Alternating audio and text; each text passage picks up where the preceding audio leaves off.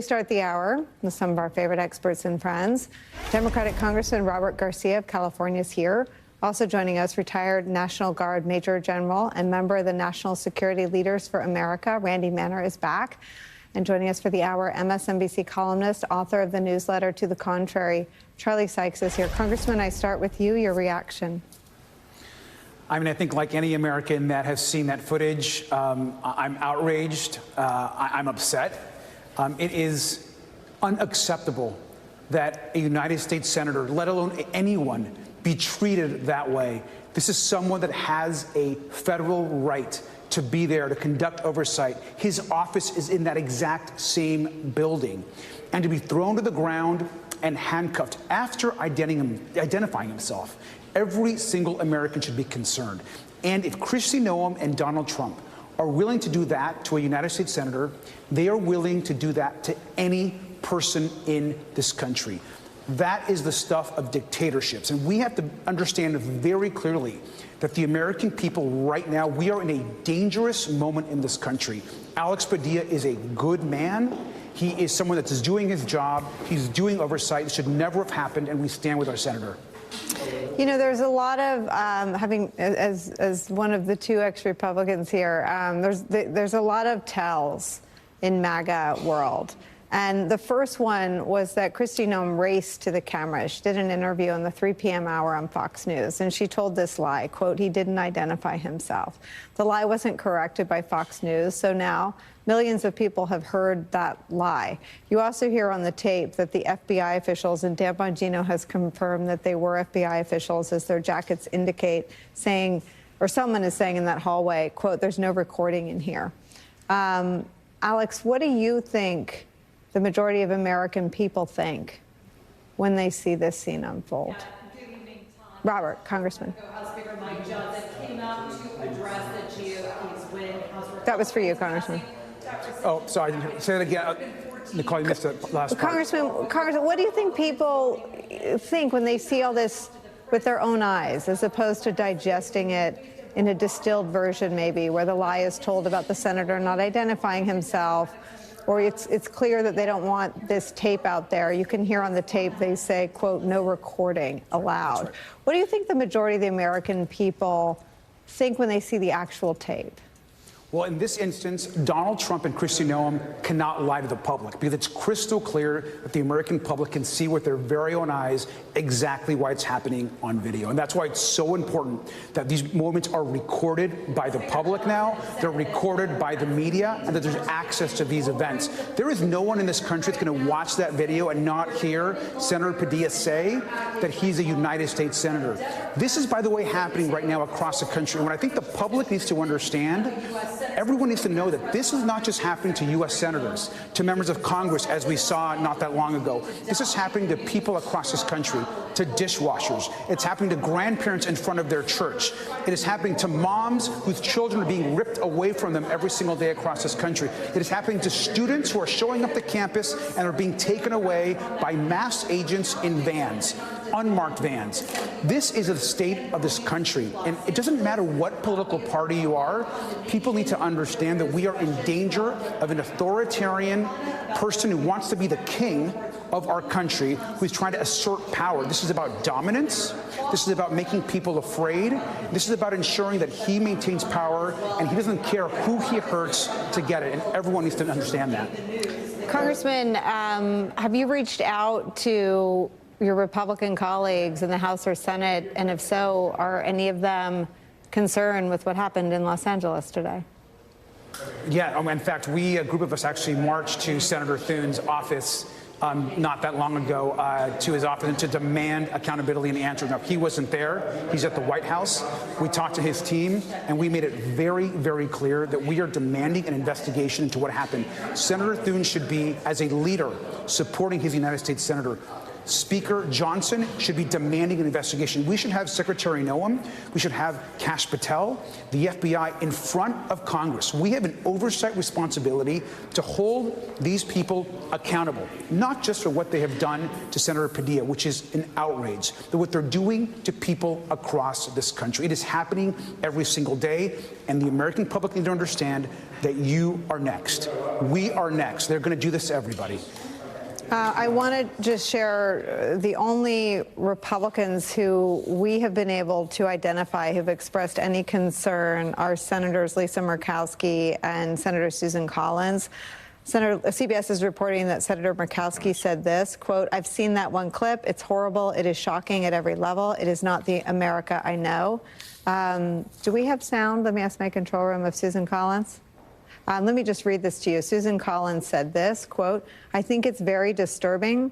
I don't know what preceded it. I was just showing the floor a small play, but it looks like he's being manhandled and physically removed, and it's hard to imagine a justification for that. But again, I don't know the details. You've just seen a video of how he's being handled," and Collins says that's right. So, Congressman, that's it in terms of people expressing discontent. And Speaker Johnson, for his part, called for Senator Padilla to be censured. Speaker Johnson is a disgrace. Speaker Johnson right now should be calling Congress back and investigating the FBI, Homeland Security, and bringing and doing our oversight duties as to what just happened to Senator Padilla. And it's more than just Senator Padilla. This is happening to hardworking people across this country. It's happening to students who are expressing the First Amendment right. It's happening literally yesterday to a grandparent who is taking her granddaughter to church. This is happening right now across the country, and it's the inhumanity that is not what our country is about.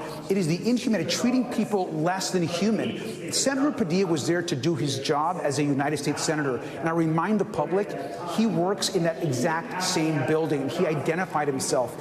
These next few days are going to be very important, and we need to know, is the Republican Party, our House Republicans, our Senate Republicans, do they actually care about this country? Do they care about us as a democracy? And are they willing to actually defend the Constitution? Because right now they are turning their back on the very document that's made us who we are as a country.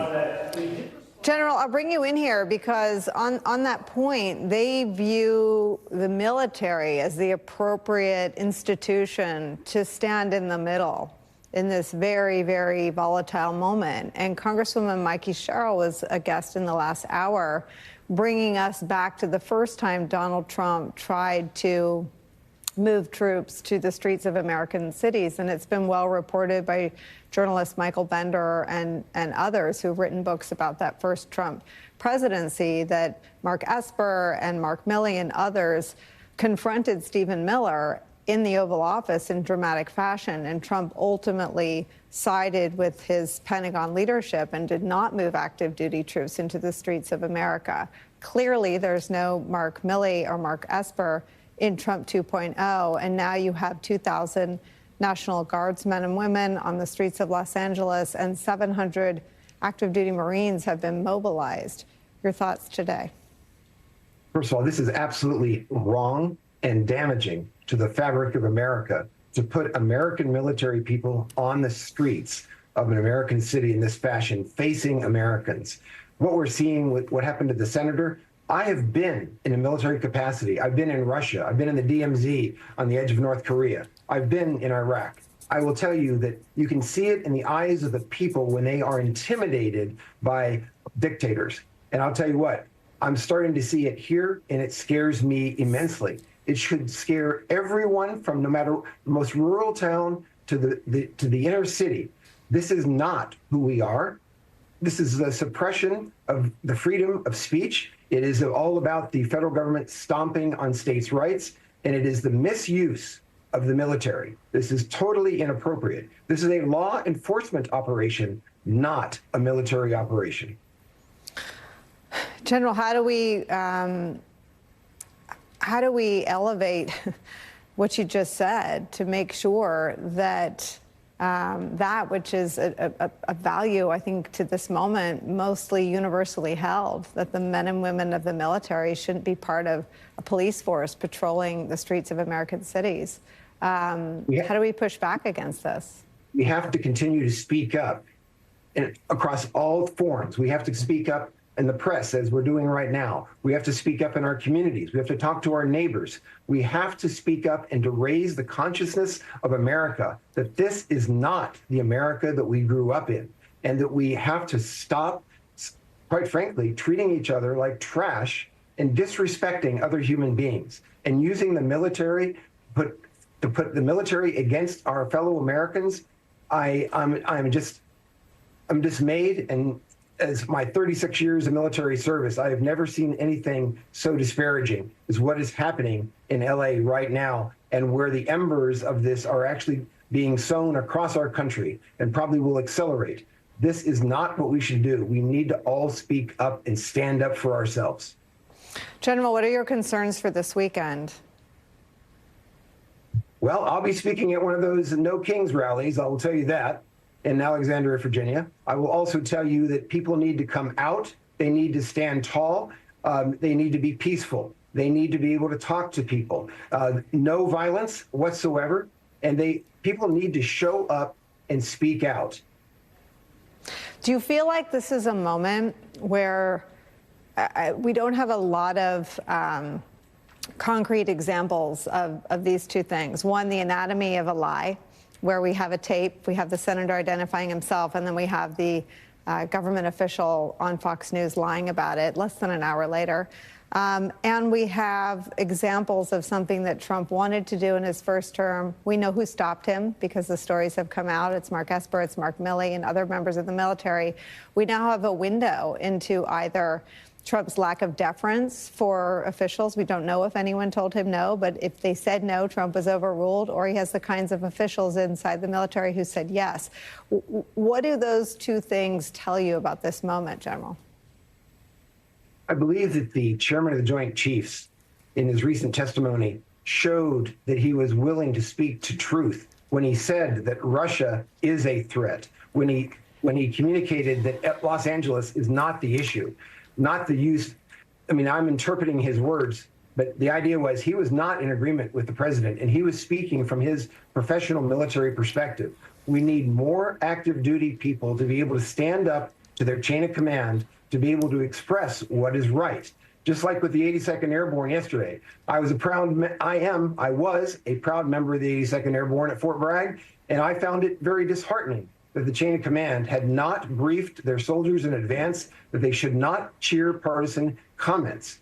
It's not I mean, young soldiers, they're going to get all enthusiastic about seeing the president, and I respect that, absolutely. I was there, and I saw presidents when I was in the 82nd as well.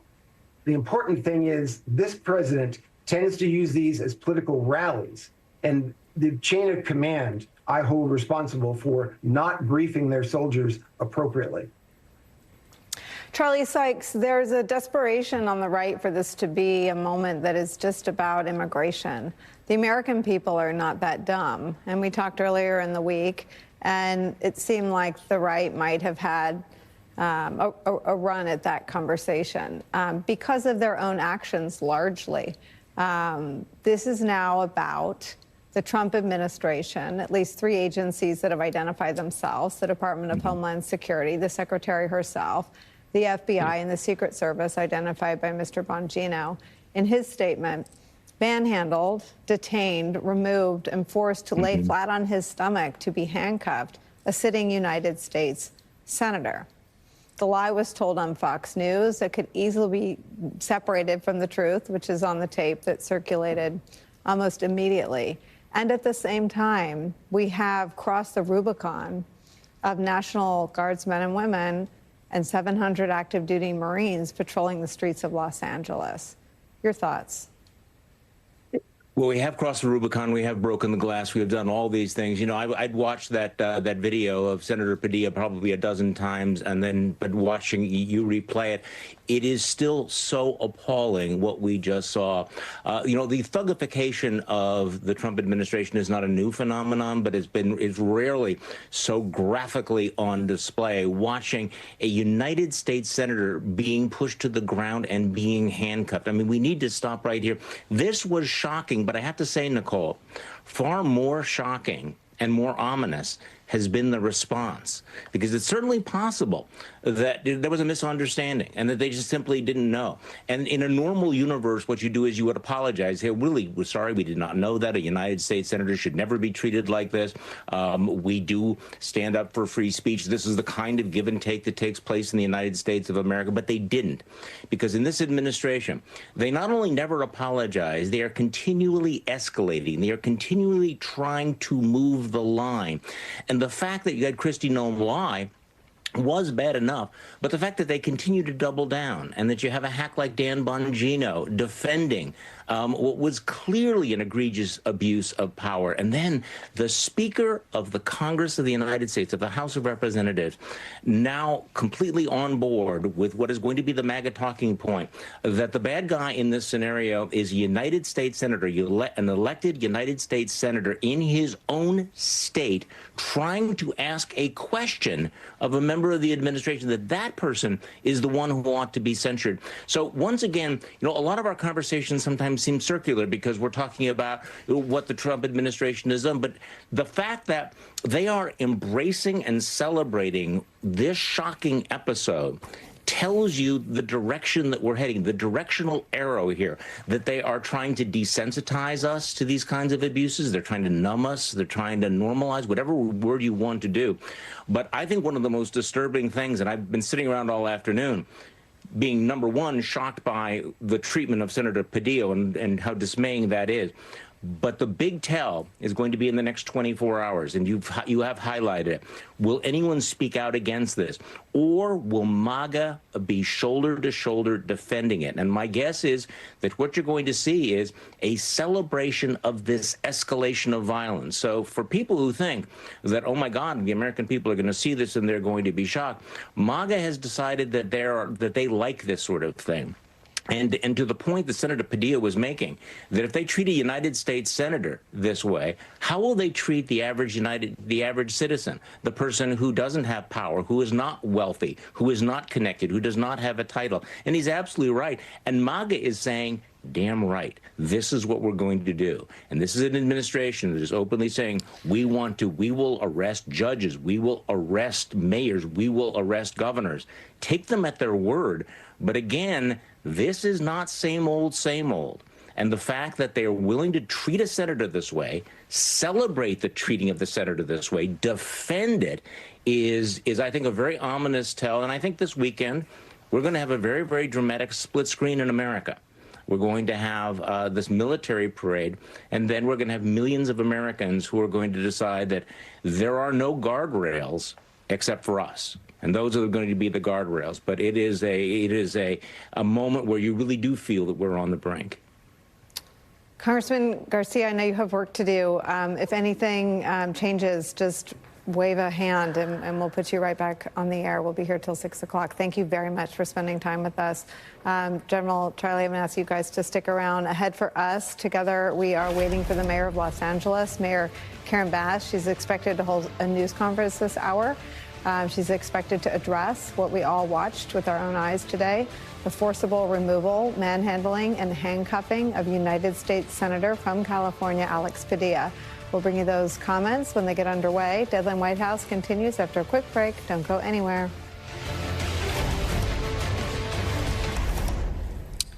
You are looking at a live picture from Los Angeles, California, where Mayor Karen Bass is moments away from holding a news conference where we expect she will address what happened today when Senator Alex Padilla of California was forcibly removed and pushed to the ground after identifying himself as a U.S. senator and trying to ask a question about the administration's immigration policy of DHS Secretary Kristi Noem, who was in his state for press reasons or others.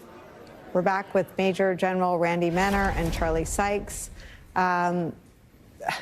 General, what is your counsel for the American people who may watch all this, who may take Senator Padilla's words to heart, said, quote, if they treat me like this, what do you think they're doing to others, and may feel scared? I truly believe that people have to speak out. They have to show up. They have to use their voice.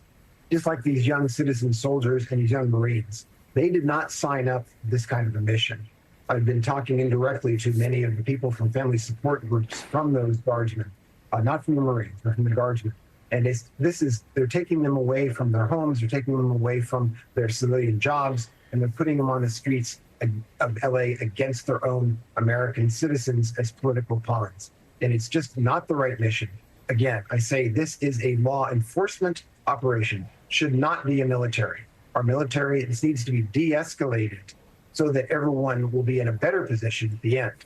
I hope that cooler minds prevail and this happens. We need to speak up to our elected representatives, whether they are red or blue, and say enough is enough. Major General Randy Manor, thank you for being part of our coverage and for sticking around. I know we went a little long. Charlie Sykes.